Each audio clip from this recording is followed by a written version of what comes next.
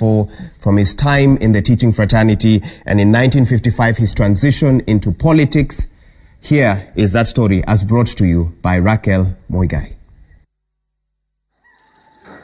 Modern-day Baringo County, at the heart of the Great Rift Valley, the vast land that would for years become the political playground of Daniel Toroitich Arap Moi.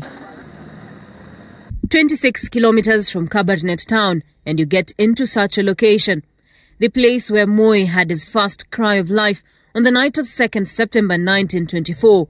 Here we meet with his nephew Joseph, who not only shares the name Moi, but bears an unmistakable resemblance to his uncle. Moi mwenyewe alisaliwa pale waitwa Kuriengwa. Pale alisaliwa milimani. Sio kwa milima, alikuwa anachunga na mbuzi tu. Kuna shamba, alikuwa hapa analima shamba hapo. Alikuwa na chunga mbuzi peke yake. Daniel Toroitich was the fifth born child to Mzee Moi Arap Chebi and Kabon Chebi. His name Toroitich, translating to welcome the cattle home, given to him owing to the many cattle his father owned. Alikuwa anachunga mbuzi, alikuwa kapoteza mbuzi kidogo namna hii, akaambia aende masomo. And with that, his educational journey began. But that was right after his father died in 1928, leaving him at a tender age of just 4 years. He first attended Tandui High School, which was then run by missionaries.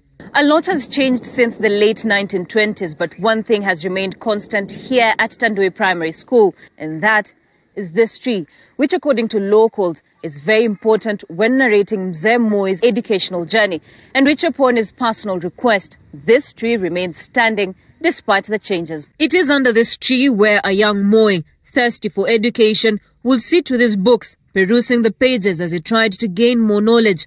He would later move to the Africa Inland Mission School, Kabartonjo, in 1934, which was located at the present-day AIC Church, Kabartonjo, before joining Kapsabet Government African School, now Kapsabet Boys, in 1942. Joseph Moi was just but a child when Moi began his schooling. At 86 years of age, he might not remember the intricate details of the interaction he might have had with his uncle, who at the time was under the care of William Tuitoik. But he is certain about Moi's love for education. Kuja kwa ndugu yake anaitwa Tuitoik Toroitich Moi, Tuitoik Moi. Na kuja lala kwake. Wakati anasoma. Na kuja lala sakafuni chini. Yeye mtu hapana alikuwa strapu. Sisi tulikuwa very poor family tu. Na kuja lala kwa mzee, napatia sali, kula na ukali, akaenda masomo Kapsabet, akaenda Kapsabet. Napiga mguu kutoka hapa mpaka Kapsabet. Kilomita kama 200. Yeye ilikuwa anatembea. Anatembea akichoka analala kwa watu. Asubuhi anaamukia.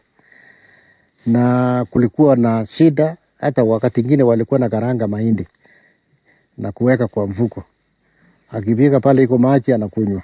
Mzee Weldon Labat was a senior chief during Moi's era.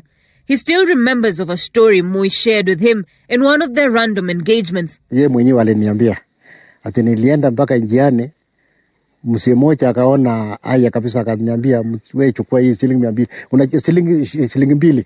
Shilingi 2 siku hiyo ni kama 1000. Ilikuwa mingi. Akapatia 2 shilling. Sasa unaona alinunua Bible. Alinunua Bible kwa hiyo pesa. Akanunua Bible kusema kuliko kukula, wacha nitafute Mungu, nijue neno la Mungu. Kuja hapa yeye na iko na Bible yake, anasoma Bible peke yake. Naambia ndugu yake wacha nisome. Alafu niendelee wewe chunga mbuzi. It is such vigor and determination that saw Daniel Toroitich Arap Moi move to a teaching college in Kapsabet in 1945, where he eventually doubled up as a student teacher. Mzee Frederick Kimengich was one of Moi's students at the training college in Kapsabet, where Moi taught him for less than a year. He is quick to show us all the records he has from when he started working as a teacher in 1952. Just a few years shy of Moi's age, Kimengich now has episodes of failing memory. Alikuwa mtu mwema kabisa. But he is ecstatic, sharing what it was like learning under Mzee Moi. Alikuwa mwalimu ambaye inataka wanafunzi kujua Mungu. Mungu ndio ilikuwa kitu cha kwanza. Alikuwa rafiki yangu kabisa. Alikuwa kinipenda kabisa. Kufanya hesabu, kusaidia kutunga vitabu.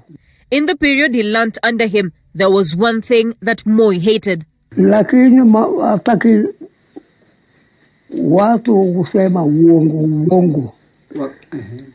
Nataka watu wachue kabisa na kuogopa Mungu.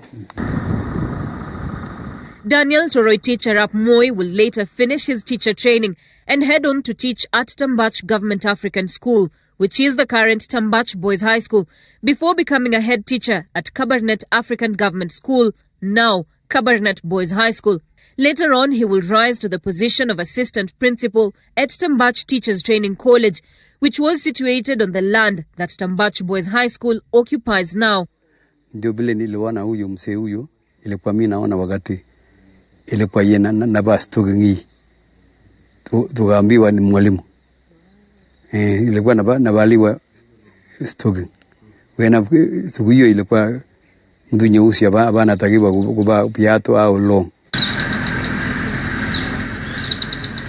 Tambach Teachers Training College was his last workstation before he was pinpointed as a member of the Legislative Council. They say to understand a man, you will need to understand where he came from, where his early life was molded. And with Kabarnet town being that area, and one that is deeply affected by the loss of their own and nation's leader, Daniel Toroitich Arap Moi's legacy is one that has left an imprint in this town and other surrounding towns. Raquel Muigai, Citizen TV, in Kabarnet, Baringo County.